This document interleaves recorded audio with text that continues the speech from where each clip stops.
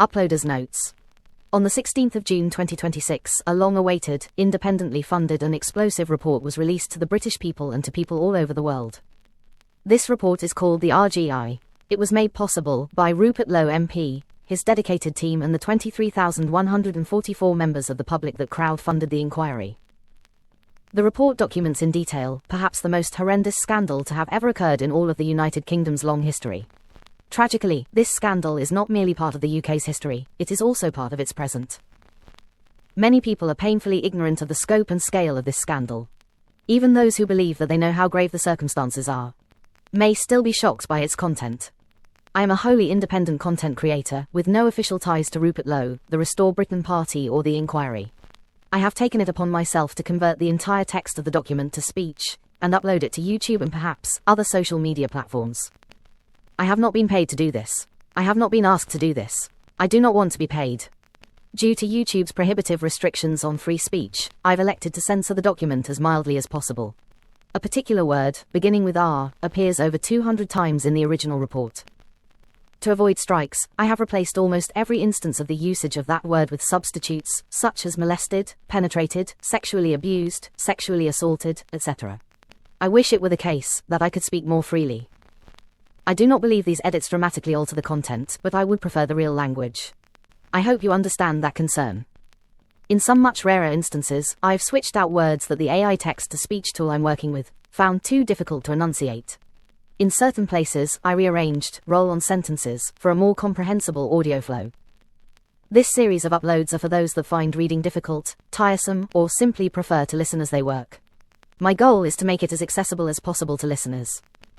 Citations only appear in text form during the videos. Apart from that, this is a project purely focused on audio clarity. Speech has been sped up to 1.15 times its original speed. This was done so as to not waste people's time. I hope I've done a good job. If you believe this is as important as I do, please share it freely. You are welcome to rip it and upload it to your own channels. Now follows the full text of the Grooming Gang inquiry. Part 1.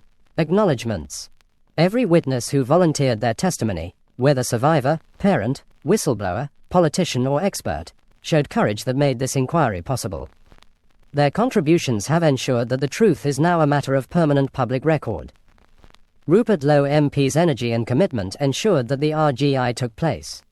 He has been unwavering in his devotion to making sure that this rotting stain on our country's history has remained firmly in the public eye. Deep gratitude is extended to the entire inquiry team, led by Sammy Woodhouse. Nat Enderby Shenton, Marlon West, Deborah Sudbury, and Julie Ballon worked tirelessly to bring the evidence together and support every survivor who came forward. A special thank you is owed to MPs Esther McVeigh, Nick Timothy, and Carla Lockhart for taking the time to sit on the inquiry panel. Dr. Mark Jury has been extremely generous in enriching the report that follows with his expert knowledge. We are also grateful to Charlie Downs, Joshua Firm, Harrison Pitt, and Graham Smith for their editorial oversight and counsel. Last but not least, we thank the untold thousands across Britain who made all of this possible by donating to ensure that this inquiry could take place. Part 2. Forward. As is the case with many decent, hard-working Britons, I was unaware of the sheer scale of the evil that has been, and continues to be, perpetrated by chiefly Pakistani Muslim men against vulnerable young white women and girls in communities up and down our country. But a single court transcript from one such horrific case, amplified by Elon Musk early last year, set in motion a long overdue national reckoning on the matter that inspired over 20,000 British patriots to help fund our inquiry. What follows is a comprehensive report of its findings. It is essential that all related court documents are securely preserved, both for legal and historical reasons. I am grateful to everyone on my team who has contributed to exposing this demonic chapter in Britain's history. A combination of the paralyzing fear of racism accusations and the scramble for votes from imported foreign subcultures meant that pure evil was allowed to metastasize. Nor is the horrendous ordeal over. The root cause was immigration, beginning with the British Nationality Act 1948 and escalating under Tony Blair from 1997 onwards.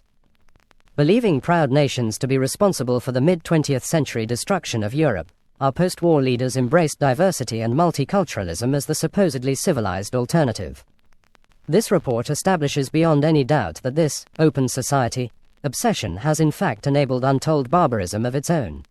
Oil and water do not mix, and cultural differences, going back centuries, are the genesis of this problem. I urge all Britons to read this report in full. Lessons need to be learned and prosecutions need to follow for the appalling cowardice of those responsible for refusing to resist such horrors.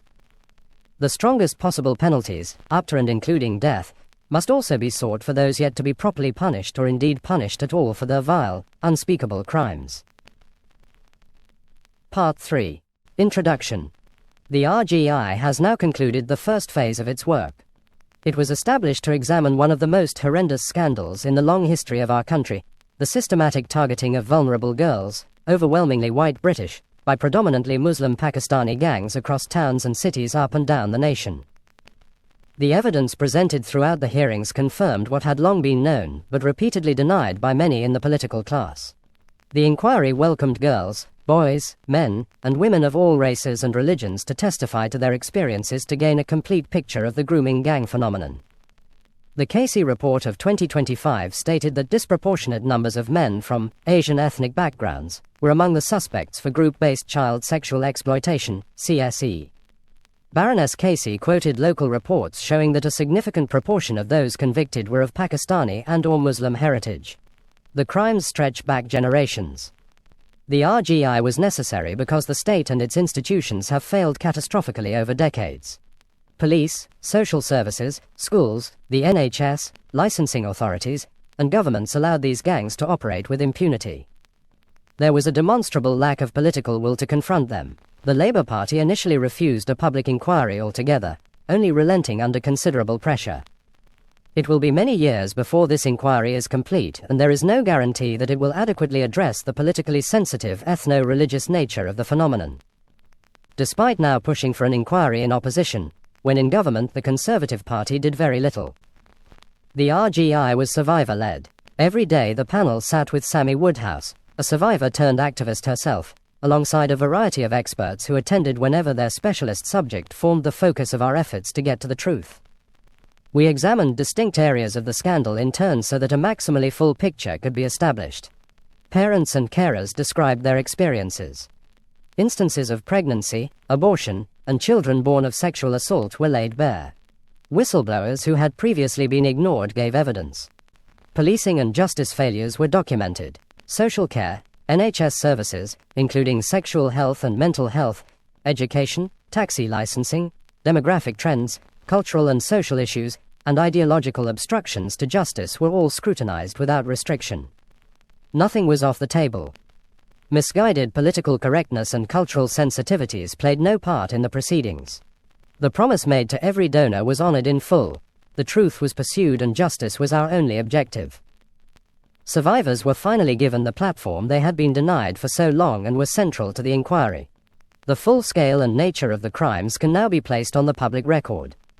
The true horror of what took place is no longer hidden.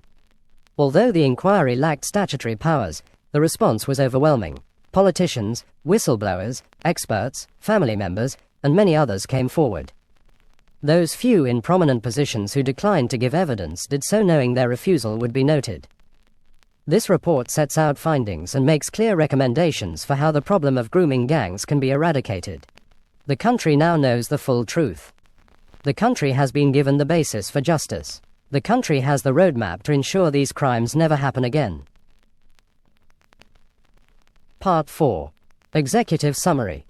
The RGI examined the systematic targeting of vulnerable girls, overwhelmingly white British, by predominantly Muslim Pakistani gangs across towns and cities throughout the United Kingdom. The evidence put to the inquiry confirms that this scandal constitutes one of the most horrendous failures in the history of the country. Organized networks of perpetrators built coordinated operations that transported victims between locations, supplied them with drugs and alcohol, recorded abuse for distribution and blackmail, and passed girls between multiple adult men. These crimes have been committed for decades, since the 1950s by Pakistanis in particular, and have affected every region of our nation. The scale of the crimes committed is staggering. It has been previously established that, at the very least, 250,000 young white girls have been subjected to repeated sexual assault, gang sexual assault, trafficking, torture, pregnancy, forced Islamic conversion, and lifelong trauma.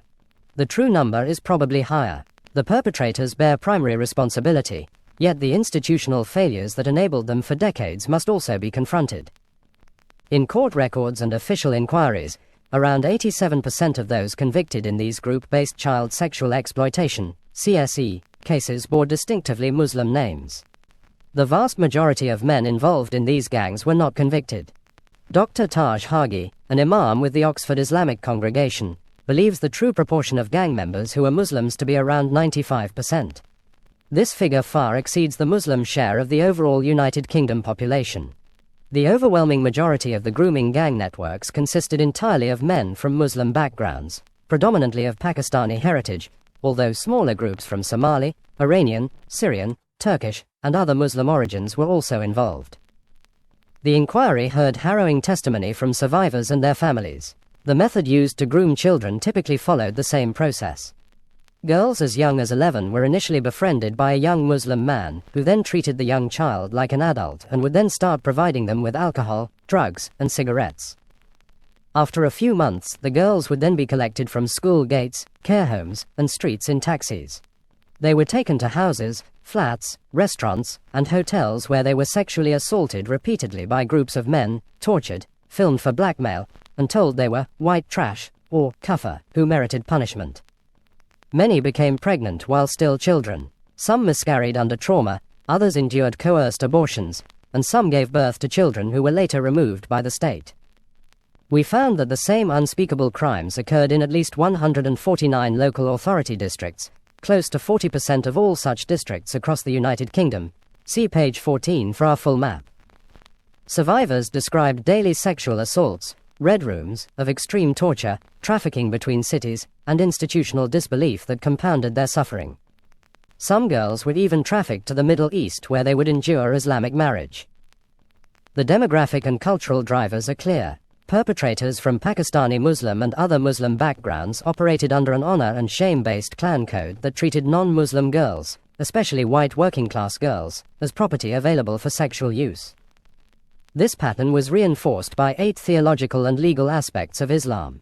These include the doctrine of Muslim superiority drawn from Quranic verses that position Muslims at the top with a duty to correct non-believers. The gang members' justification for their crimes can be found in the Islamic principles of loyalty and disavowal known as al-wala, wa al-bara. It demands enmity towards non-Muslims, the superiority of men over women, forced marriage combined with the absence of any fixed minimum age of consent, the perception of female sexuality as inherently dangerous, a system of sex slavery that authorizes sexual relations with non-Muslim captives, and a religiously sanctioned social hierarchy that subjugates conquered non-Muslims. These elements, filtered through clannish immigrant subcultures, provided religious justification that enabled the systematic sexual assault and even slaughter of white British girls. Were Britain functioning effectively, these girls would have received considerable state protection. However, every one of our institutions failed them catastrophically. Police forces ignored repeated reports, criminalized victims instead of perpetrators, destroyed evidence, and allowed known rapists to walk free on bail. Social care services undermined protective parents, placed children in trafficking hubs inside children's homes, closed cases despite clear indicators of exploitation, and retaliated against whistleblowers. The NHS recorded genital injuries, multiple sexually transmitted infections in children as young as 13, pregnancies caused by sexual assault, and suicide attempts, yet discharged victims back to their abusers without safeguarding referrals or trauma care. Schools observed older men collecting girls at the gates, heard disclosures of sexual assault on school premises, and responded by excluding victims rather than protecting them. Taxi licensing authorities renewed permits for drivers who formed the logistical backbone of the networks and collapsed in the face of organized protests when basic safety measures were proposed. Political failure lies at the heart of the scandal. Successive governments lacked the will to confront the ethnic and religious patterns. The Labour Party bears particular responsibility. It initially refused a public inquiry and only relented under pressure by ordering a process viewed with widespread skepticism. Labour-dominated councils and MPs were briefed on the gangs long ago yet later denied knowledge. The party prioritised electoral reliance on Muslim voting blocs and then blocked or watered down inquiries, suppressed ethnicity data, and framed legitimate concerns as far-right agitation. When finally forced to act, the Labour government produced a national inquiry whose tightly drawn terms of reference deliberately excluded systematic examination of the demographic, cultural, and religious drivers. The Conservative Party, while in government, continued with Labour's approach and failed to impose mandatory ethnicity recording or launch a full statutory inquiry despite clear evidence from Rotherham and elsewhere. Scottish political parties have refused a dedicated inquiry and failed to record offender ethnicity. Political correctness, fear of accusations of racism, and fear of losing electoral support from certain demographics have taken precedence over the protection of British children. Whistleblowers, parents, and survivors who came forward showed extraordinary courage, despite having been met in the past with disbelief and intimidation. The perpetrators operated with impunity because the state enabled them. The evidence now demands immediate and decisive action to eradicate the problem, deliver justice for the victims, and ensure these abhorrent crimes are eradicated from our shores.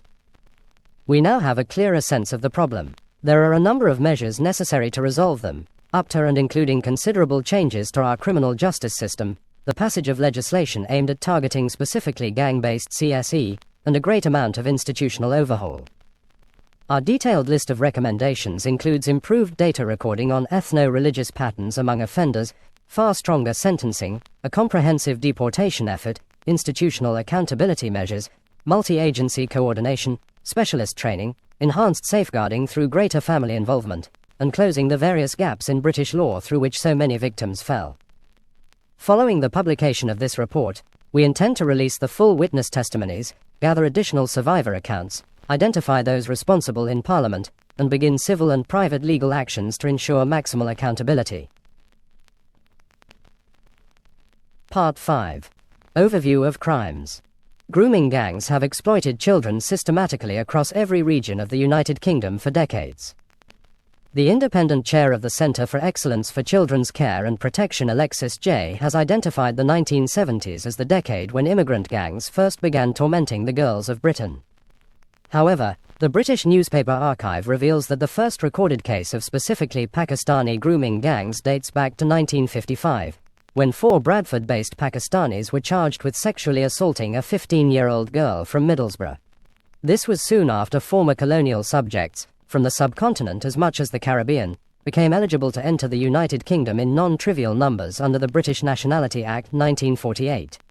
What began as singular and small-scale instances became systematic and industrial over time. These horrific crimes have only escalated in recent decades, especially following Tony Blair's 1997 victory and the start of orchestrated mass immigration. With greater numbers came greater opportunities for abuse. Perpetrators built organized networks that transported victims between towns and cities and passed girls between multiple adult men. In each of these areas, the same tactics were used. Girls as young as 11 were targeted with gifts, alcohol and drugs, collected in taxis from school gates, care homes and streets and taken to houses, flats, restaurants and hotels, and then sexually assaulted repeatedly by groups of men, passed between perpetrators, trafficked across county lines, and in many cases impregnated or forced into abortions. Most victims endured violence, were filmed for blackmail, or told they were white trash, or kuffer, who deserved punishment. The authorities at every level, including the police, social services, health services, schools, licensing bodies, and politicians, knew the patterns, possessed the intelligence, and still failed to protect the country's children. The evidence establishes that a national scandal of repeated sexual assault, trafficking, torture, pregnancy, forced Islamic conversion, and lifelong trauma enabled by institutional denial, political calculation, and fear of the accusation of racism took place over decades. The incidents of criminal activities listed in this report are drawn from court records, official and unofficial inquiries across the country, and witness testimony provided to the inquiry. They confirm that this was never a series of isolated local failures. It was a coordinated, nationwide pattern of organized child sexual exploitation that repeated in town after town, city after city, from the far north to the south coast. The same ethnic and religious profile of the perpetrators was documented throughout almost all of the witnesses who contacted the inquiry. The scale of the grooming gang phenomenon is endemic across the entirety of Britain. The 250,000 figure originates directly from a statement in the House of Lords by Lord Pearson of Rannoch on the 14th of May 2019. Quote, "Do the government accept that if we extrapolate nationally the J report on Rotherham and other reports from Telford and Oxford, there appear to have been upwards of 250,000 young white girls raped in this century, very largely by Muslim men, usually several times a day, for years." End quote. He added that this number is probably an underestimate. This extrapolation now has greater support due to further data that has been collected, derived from scaling the patterns documented in major inquiries. Rotherham, J Report, 2014, at least 1,400 girls abused between 1997 and 2013, with some updated estimates exceeding this. Perpetrators were overwhelmingly Pakistani Muslim men. Telford Inquiry, 2022, more than 1,000 children, predominantly girls, over decades, again with the same perpetrator profile. National footprint, the grooming gang model has been confirmed in dozens of towns and cities. Our independent inquiry, led by Rupert Lowe MP, has heard evidence demonstrating coordinated operations extending to all corners of the country, in at least 149 local authority districts. When the Rotherham, Telford scale is applied across the documented national distribution, and multiplied by the extreme underreporting factor accepted by official reviews, the total reaches the 250,000 threshold as a bare minimum. We are far from grasping the full extent of grooming gang criminality in modern Britain. It is reasonable to assume that, since sexual abuse of all kinds tends to be underreported, this is also true of grooming gangs. The Independent has reported that almost 19,000 children were identified as sexual exploitation victims in England in 1 year alone, despite the reluctance of state actors to name or tackle the problem of the grooming gangs. After decades of abuse, victims must number in the hundreds of thousands. The full scale is not yet known. Every major review has emphasized that recorded statistics severely understate reality.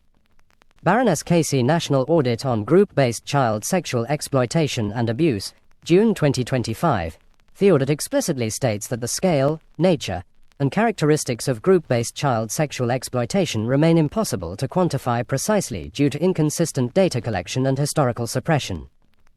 The Independent Inquiry into Child Sexual Abuse and multiple local inquiries, 2022 to 2025, it is simply not possible to know the scale, because ethnicity, group offending, and historical cases were routinely unrecorded or shelved to protect community cohesion.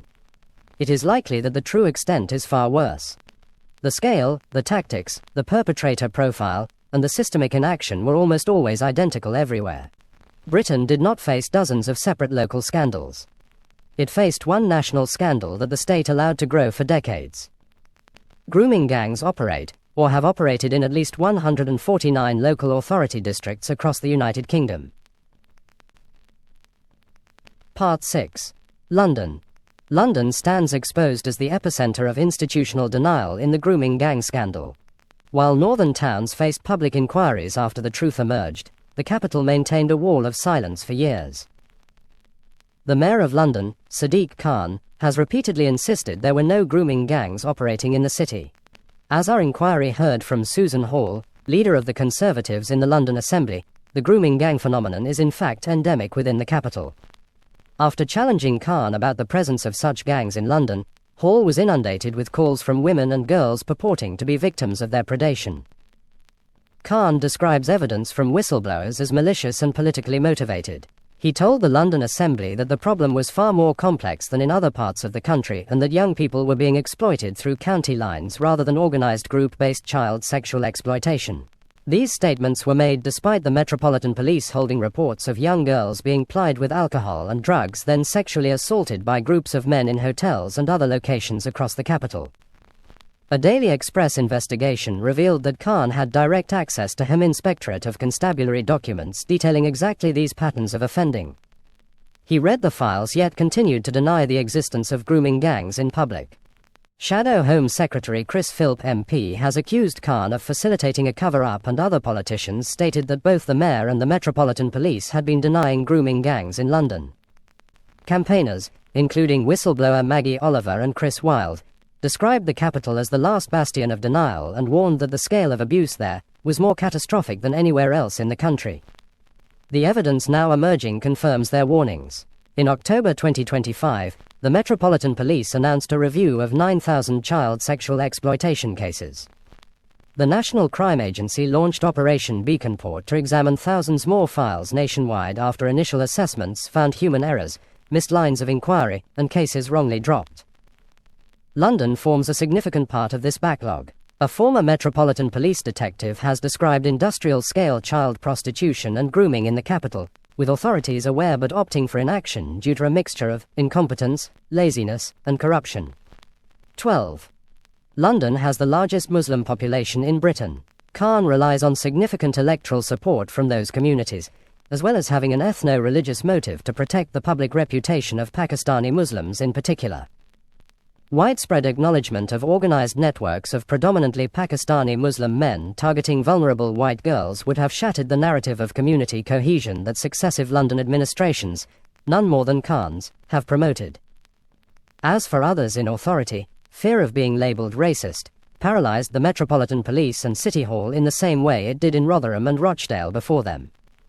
One anonymous whistleblower told us that boys as well as girls are an especially vulnerable target for criminal gangs, typically Albanian, Somali, or Turkish, operating in the capital.